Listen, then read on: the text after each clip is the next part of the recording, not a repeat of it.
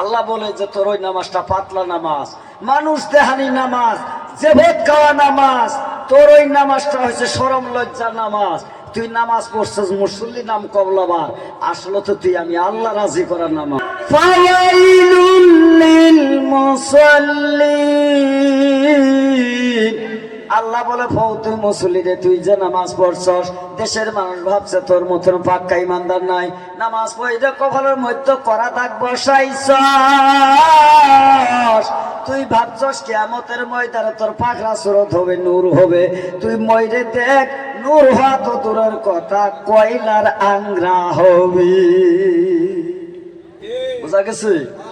যেই নামাজে আল্লাহর ভয়, নবীর মোহব্বত, দিল হুজুরি কল, নিজের নবীর মুশাহিদা মুআক্কিদা যার ভিতরে নাই, ওই নামাজের কোনো দাম, যারা বলেন কোনো দাম নাই। তা ভাই এখন শরীয়ত মারফত নিয়ে যদি নামাজের ভিতরে ঢুকতে যায়, তাহলে তো ইনশাল্লাহ কতগুলো পীর সাহেবেরও ঘুমার ফেটে যাবো গা, কতগুলো মরিদানারও ইনশাল্লাহ পাই ফেটে যাবো গা, আমি যাইনি। ও বাবাজিরা, আসেন নামাজ পড়েন, কিন্তু নামাজ পড়েন, নামাজ মাপ নাই, নামাজ মাপ নাই রা আমার ভাইরা। নামাজ হলো শরীয়তের মূল, নামাজ তরিকতের মূল, হাকিকাতের মারফাতের মূল। যেই পীরে বলে নামাজ পড়া লাগবে না, পীরটাও ভণ্ড। যেই মুরিদান বলে নামাজ পড়া লাগবে না, মুরিদানও ভণ্ড। পীরও জাহান্নামী, মুরিদানও জাহান্নামে যাবে। কারণ সব ইবাদতের মূল হলো বাবা নামাজ। নামাজ পড়েন। এই বাবা আসে আইয়ুব আলাইহিস সালাতু ওয়াস সালাম কি করলেন আমার বাবাজিরা? ওই যে কিরাকে টিপ দিয়ে ধরে বললেন, হাই রে কত ধৈর্য, কত সহ্য, আল্লাহ কিন্তু তাকে দেখতেছে। আমার ভাইরা, আমার বন্ধুগণ, আইয়ুব আলাইহিস সালাতু ওয়াস সালাম উঠতে পারে না। জঙ্গলের মধ্যে যখন চলে গেল, 11 দিন পরে আইয়ুব নবীর জিহ্বার মধ্যে কিরা লাইগা গেছে। একটু জোরে বলুন না মারহাবা। আপনারা যদি সুবহানাল্লাহ মারহাবা না করেন, তাহলে জানবেন যে আপনারা আমার ওয়াজ শুনে আপনারা তক্তা হয়েছেন, আমি হুইদেই বক্তাছি।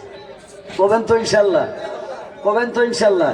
যখন তো সুবহানাল্লাহ, আর একটু আসতে সুবহানাল্লাহ। সুবহানাল্লাহ বললে আল্লাহ জান্নাতের ভিতরে কিয়ামতের দিন একটা ফলের গাছ দান করবে। সুবহানাল্লাহ জোরে বলুন। তারা সুবহানাল্লাহ বলার দরকার আছে কিনা? আলহামদুলিল্লাহ বললে আল্লাহ মহান রাব্বুল আলামিন। আলহামদুলিল্লাহ, আলহামদু 5টা, লিল্লাহর মধ্যে 3টা, 8টা। আল্লাহ পাক 8টা জান্নাতের দরজা ওয়াজিব করেন। জোরে কোন সুবহানাল্লাহ। তাহলে আলহামদুলিল্লাহ বলা কি খারাপ না ভালো? একটু পড়বে। আমগো দেশের মানুষ এই কাহিনী থিয়েটার দেখতে দেখতে এগুলোর মধ্যে মনে করে নাই, বসে গেছে। এই বাবাজিরা, আইয়ুব আলাইহিস সালাম তিনার জিহ্বার মধ্যে যখন কিরা লাগছে, আইয়ুব নবী জিহ্বাটা বের করে বলে, আল্লাহ, ও আল্লাহ, এতদিন আমার শরীরের মধ্যে কিরাই ছিল, আমার কোনো অসুবিধা ছিল না। আল্লাহ, তুমি আমার শরীরটা যদি বেমার দিয়ে ভালোবাসো, আলহামদুলিল্লাহ, আমিও তোমার রাস্তায় খুশি হয়ে গেলাম।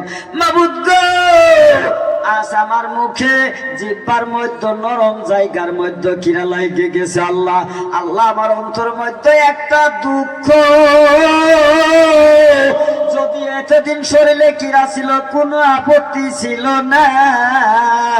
আল্লাহ, আমার এই জিহ্বা দিয়ে সুন্দরভাবে তোমাকে আল্লাহ বলে আমি ডাক দিতে পারছি, কোনো অসুবিধা হয় নাই। আজ যে আমার জিহ্বার মধ্যে কিরা লাগলো, আল্লাহ, আমার মনের মধ্যে একটাই দুঃখ হয়। আল্লাহ, কিরাই যদি আমার জিহ্বাটা খায় ফেলে, আমার কোনো দুনিয়ার আসে নাই, শুধু যেন তোমার নামটা আমি নিতে পারি। কিন্তু এখন যদি আমার জিহ্বার গোশত নষ্ট হয়ে যায়, আল্লাহ, তোমার নাম যদি শুদ্ধ করে নিতে না পারি, আল্লাহ, কিয়ামতের ময়দানে যদি তুমি আল্লাহ যদি আমাকে দাঁড় করায় দাও যে তুমি আইয়ুব নবী আমার নামটা শুদ্ধ করে জপ দিতে পারো না, আল্লাহ, এর মতন গুনাহগার জগতে আর কেউ হতে পারে না।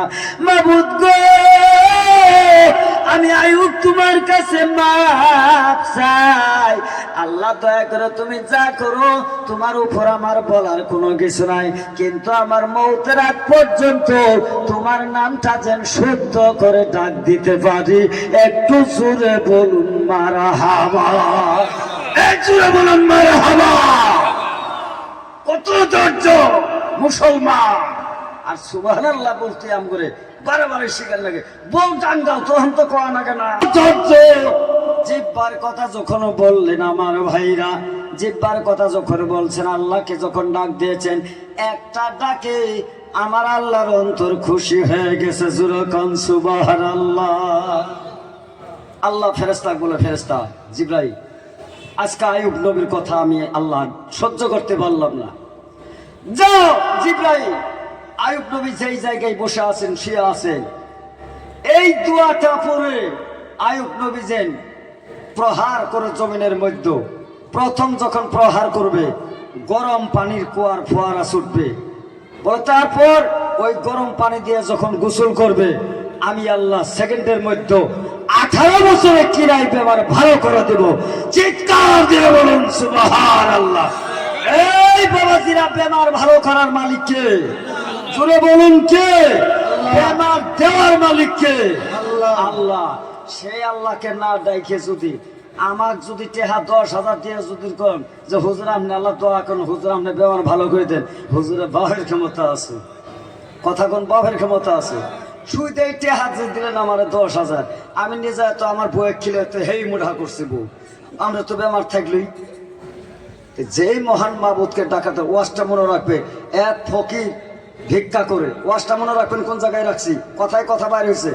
এক ফকির ভিক্ষা করে রে বাবা।